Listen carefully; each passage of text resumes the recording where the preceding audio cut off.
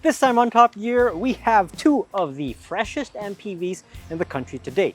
In the red corner, we have the Toyota Avanza, and in the blue corner, the Mitsubishi Xpander, both in top spec trims. Now, both of these cars have been battling it out in the local MPV segment for several years already. We've brought them both out here today to determine which of the two is the supreme people hauler. But that's enough chit-chat. This is Anton. And this is Dre. And this is the big test.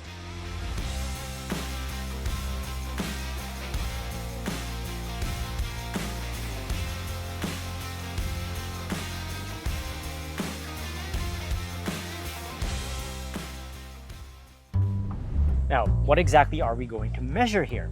We're gonna check out looks, cabin space, comfort, and fuel economy. Now, the first thing we're going to look at is design, and we actually let you, the viewers, choose which one looks better. So, Dre, what's the tally? Overall, the winner is the Toyota Avanza with more than 230 votes, and the Xpander ended up with just around 130 plus votes. But if you ask me, I actually prefer the look of the Xpander more. I love what Mitsubishi has done with the new face. The T-shaped headlights in particular are much nicer to look at now. And the vehicle actually rides a little bit higher than the Avanza, which kind of adds to the overall ruggedness of the aesthetics. Okay, so maybe I'm just more conservative, but I like what Toyota did with the all-new Avanza. Now, it's much better looking than the older one. Not that the old one set a high bar, but still, just look how much further ahead the new Avanza looks compared to the older one. It looks more like an MPV now than a truck that's trying to be an MPV. Yeah, but you have paw prints in your hood there. Yeah, that just means it's more pet-friendly. But the viewers have spoken. However, there was one comment that stood out, and it described the Avanza as mukha daw maritesan. What does it mean? Ano ibig sabihin pag mukhang marites yung kotse? Somebody please explain that to our comment section. I think I know why. I think it's because ang laki ng bunganga ng Avanza. Tingnan mo. So, I think that explains it, guys. Malaki po. But anyway, those were the votes counted in, and the people chose the Avanza. So we're gonna have to give the win to the Avanza. Kahit mukha daw siyang marites. So let's talk ergonomics, particularly ergonomics here at the front. Now we're gonna start with the Avanza and a couple of things. There's a nice little shelf here and no cup holders strangely in the center. However, they do make up for that by adding cup holders by the AC vents. You have one by the passenger side and one here by the driver's side. Granted, you can't fit the biggest bottles here because, well, the space is kind of limited, but still, it's a thought that counts. Now, for the instrument cluster, I do appreciate that it is still analog. If you want a digital, you have to jump up to the Velos. You get a digital air conditioning system. It's not automatic climate control, okay? So you can get that in the Velos, but not in the Avanza. Rather unusually, the start button is located right here instead of here, but I kind of understand because there's no space to put a button here. Now, the 1.3 models do have a conventional key. Now, what about the touchscreen? Well, it's much better than old Toyota touchscreens, although you kind of have to dig through a few menus to be able to really optimize it and all of that. But you could solve all of that thanks to the car's Apple CarPlay and Android Auto system. What about charging ports? You have two here at the front, so you have a USB charging port here by the infotainment system, and you also have one more down here. But if you still prefer to use a car charger, there is a 12-volt socket right by the parking brake. Now, speaking of parking brakes, it still uses a mechanical one. If you want an electronic parking brake, you have to get the Velos for that.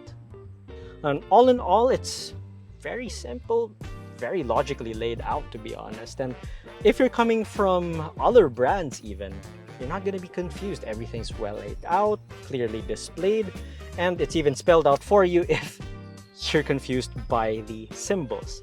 Now, one of the first things I did when me and Anton first got to our shoot location here in Laguna is I sat inside the Toyota Avanza for a couple of minutes. Overall, my impressions of the cabin is it's not a bad place to sit in. It's got some nice detailing on a few of the surfaces. Overall, it has a very stealthy vibe I think a lot of buyers are going to be down with. Now, all that said, I think what Mitsubishi has done here with the Xpander refresh is arguably the best in the subcompact MPV class, thanks to some generous use of soft touch material on the dashboard here, on the center console and the door panels, and you also have some nice pieces of contrasting plastic trim. When it comes to the Xpander's infotainment system, it's not exactly anything to write home about, just standard for the segment. But I do like the housing. It's got a very premium feel to it, even though I'm not a big fan of gloss black plastics.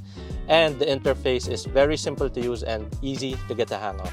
I'm also a big fan of the use of physical AC controls instead of capacitive ones.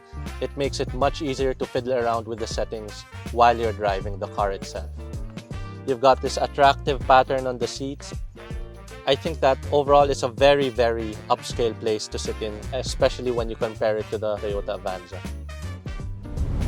Now let's check out the back of these MPVs, starting with the Avanza. And this is what they mean about the sofa mode we've been seeing in the comments for a while. As you can see, I can lounge back here, I can stretch out and all that, and I can even put my legs where the backrests used to be. But what about second row space? Well, it's actually got a pretty decent amount of space. This is not all the way back, it's about 2 clicks away from the furthest position. So this is your legroom back here. I have about this much. And granted, this is in my driving position, but if anyone else is going to sit here, anyone taller, like Dre for example, I still have enough room back here. But what about the third row? Third row space. Now this is all the way back, and it's gonna be tight, really. And I'm not a tall person or any of that. And while I'm back here, you have 1, 2 cubby spaces, and in exactly the same the other side. You even get a 120-volt socket back here. You have a nice cup holder location right by the door. I think that's a pretty neat location for a cup holder instead of putting it here in the center armrest, plus an extra bottle holder right by the bottom of the doors. As this is an MPV and it's bound to be a road trip vehicle, there are 2 USB ports right where the center armrest is. However, it is worth pointing out that the layout for the rear blower is something, well, we've seen before, and oddly enough, we saw it first in a Mitsubishi. It's a neat little space saver, but at the same time, it takes up a bulk of the headroom up there. But still, the Avanza is a pretty tall vehicle, not much complaints about headroom, legroom, or even hip room. And since the new model is wider, I think this can fit 5 people or even 7 people that bit easier compared to the previous model. Now, before you say anything, no, the Xpander does not have a cool sofa mode like the Avanza over there. In fact, when I look around here, there are very little ways to show this part of the car off to you. But let's get into it. And as you can see, there is barely enough legroom here for me. I am around 5'9". But you can add to that by sliding the second row back like this. Granted, it's not as easy with the Avanza because the mechanism in the Xpander is a little stiffer, but it can be done. Another thing I want to point out is that you've got 2 USB ports here, and one is USB-A, and surprisingly, there is also a USB-C charging port. Here you've got a standard layout for the AC vents in the back, and I have to say that it's much simpler here than with the Avanza. It's easier to get the direction you want, the height, and you've got a relatively premium feeling dial here to fiddle around with the blower strength. Now, if we're gonna move to the back, okay, bear with me here because it is a little tight. I move. Okay, now, a while ago I said that I slid the seats back, right? After I did that, there is no more legroom here in the third row for someone of my height. I mean, you can fit 2 individuals here if they're shorter, but if they're average to above average in height, you are going to want to slide the seats forward a bit so they can fit. All that said, I have to say that I think this is about standard for the subcompact MPV segment. And for our next test, we're going to load up all of these things in each of these MPVs. Now the challenge here is which is easier to load up and take out the items with, and to see which one has more space once they're both fully stacked. And would be nice to have Gran Turismo in the office, no? Hi, Sony. Right, we're going to start with the Avanza. So Dre, I am going to need your help here. Actually, let's have Nick's, our special guest, get to it. Yes. Because I have a bad back. Oh! Yes! Would you look at that? And ladies and gentlemen, just for your information, these are filled with photo albums, books. Mabigat yan. It's around 60 to 90 pounds.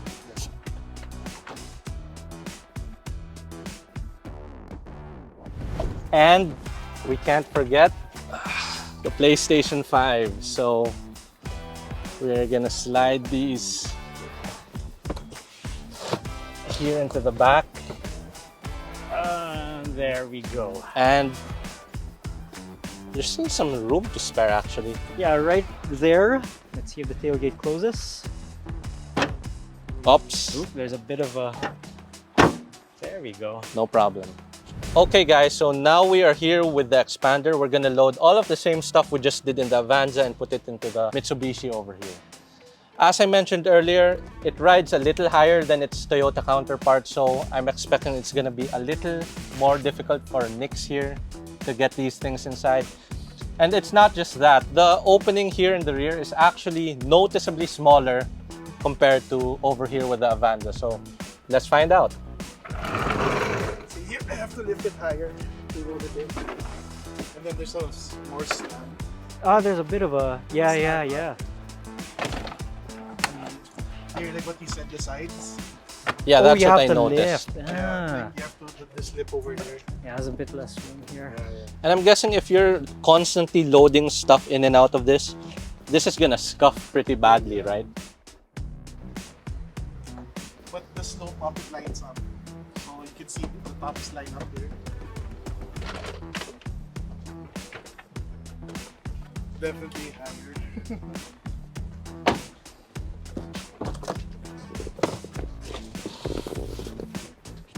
Alrighty. And the go. tripods. And we're good. Okay. One last box. Ah. Okay, I guess this box is going up here now. Yeah, it doesn't fit on the floor anymore, so the... Well, my driving position is kind of further back, so I'm guessing that's why. So, Alright. and let's see if this closes. Place your bets. I'm sure it will. No, it did not. Ooh. Sure did. Yeah, it hit here. So you have to move it. And that incline is not gonna help. Yeah, but there, it's like that. Perfect. Alright. So it's definitely easier with the Avanza, guys. Ingress and egress when it comes to cargo. So now for the next test, we are going for a steep climb with a fair bit of load. So obviously there's two of us in the Xpander, plus our producer Charles, plus about 100 kilograms of load over in the cargo area. Now, we'll see how the Xpander performs under these conditions. So Dre, tell me, how are you feeling right now about this car? The new Mitsubishi Xpander runs on the familiar 1.5 liter gasoline engine that does 103 horsepower and 141 Nm of torque. This comes paired with a 4-speed automatic transmission, and there it is. You can hear it kicking in now. So Okay. far, so good. I mean, considering that there's a load at the back. Right now, just trying to keep up with the lead car. Sheng's behind its wheel. And why don't you tell us a bit about the Avanza while we're making our way up and front? So the Avanza, almost the same specs, but it has a CVT. So what I noticed a while ago was your transmission just kicked down, and after that, you just shot up the hill right there. Yeah. And that's something a CVT might not be able to do, but it'll be interesting to see how it fares. And right now, we have come across a slight rough patch here towards the end of our... Short test, and May nagka-KTV pa dito sa labas, pero not exactly anything we can do about that. so yeah, well, we just went over pretty big mounds there, and I'm actually more confident taking the Xpander around here because it has over 200 mils of ground clearance, and we did 4.2 kilometers per liter going uphill here. Well, we reset the meter at the bottom of the climb, so yeah, you could expect around that mileage when you're going uphill with extra heavy loads. I mean, it's not exactly a conclusive test, but it does give us an idea of what kind of efficiency you can expect when you're really pushing this thing uphill. And we just went over the same mound again. Okay guys, so now we're inside the Toyota Avanza. This is a 1.5, right? The top It's also 1.5 What's the liter. output? It's got 105 horsepower and 138 newtons. So it's a little up on power, a little down on torque. Here we go. There we go. We're already at 3,500 revs, and then it actually stays steady for a while. But yeah, it really stays around that rev band range. No? I can hear the engine a lot more compared to the Xpander. Yeah, you could just hear more of everything, definitely. Although in all fairness, what do you think of the ride? It's okay. I actually think it's comfier than the Mitsubishi Xpander. From what I noticed, at least, it's the Avanza's slightly more sedan-like compared to the Mitsubishi. Yeah. But the disadvantage is it has less ground clearance. So going up that hill a while ago, yeah, the engine was very, very vocal and all that. What's the fuel economy now? We are at 3.9. What were we with the 4.2, right? If I remember correctly. It was 4.2, I think. It was 4.2, and now it just displayed 4.2 kilometers per liter. And it went up to 4.4 just before we hit these mounts. Now, the Avanza has less than 200 mils of ground clearance, so we have to be a little bit more careful here. Yeah, okay. If you have to take on some rough roads, I think I'd be more confident with the Xpander. But in terms of handling, well, this is a little more sedan-like to drive and all that. Fuel consumption's about the same as the Mitsubishi. You know, the revs, they're just more noticeable.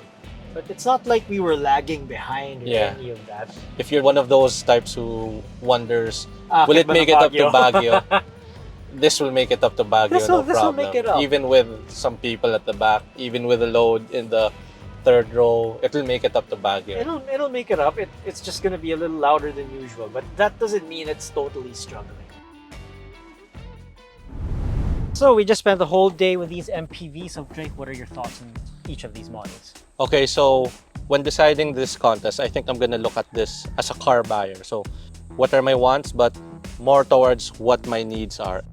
Although I do find the extra ground clearance of the Mitsubishi Xpander very appealing, the versatility, I do not really feel that I'm gonna need it that often. Now, what I will need is the larger opening in the rear of the Avanza because I do carry things pretty often, and I also won't find myself really filling the vehicle to the brim, so maybe the climb uphill isn't gonna be as painful to the ears. Could be. With a lighter load. What about you? Well, okay. The uphill climb was more of an eye-opener for me because I was expecting this to just pull away. But I noticed the transmission of this was hunting for gears, which is common in an automatic transmission. But this one, you could really feel it, having to kick down a gear and just get back up the hill. Of course, there is the question of CVT durability and all that, but from how we tested it, it actually did okay. Now, wait, can I point something out? Sure. It's starting to feel like we're leaning towards Avanza, but I also want to point out that in terms of build quality, the Mitsubishi Xpander, I think, is a cut above the Toyota Avanza. So I actually have to agree with that. And Drake, please demonstrate with the doors. I'm going to show you guys what I'm talking about. This is what the slamming of the Xpander's door sounds like. Pretty solid, right? Now, I'm going to do the same thing with the Toyota Avanza. You notice the difference? So, yeah, I get what you mean there. It doesn't necessarily mean that one's less safe than the other. These are actually pretty safe cars. Credit where it's due, the Xpander is good for those who need, they know they're going to rough places and, they're going to need that extra clearance. You're going to have more confidence in this one. But as a family car, and that's what we were looking for at the start of this video, as a family car, the storage bins, the extra space, the versatility and all that, we will have to go for the Avanza one. I agree. Now, when it comes to, let's say, versatility and cabin feel, I'm gonna go with the Xpander, but yeah, we're here choosing the better family car, and this is practical and more affordable. How much is this? This is 1,059,000. And how much the Xpander? This is 1,180,000 pesos. Now, yes, you can get discounts from Mitsubishi, but can they match the price of the Avanza? That is the big question here. Again, it's just the better family car from every test we've thrown at it. So we'll have to declare the Avanza the winner in this big test. Okay, I feel good with that. Yeah. Now, how about you guys? Do you think the Xpander is better than the Avanza? Or do you think the Avanza deserves this win? So chime in the comments below. This has been Anton. And this has been Gray for Top Gear Philippines.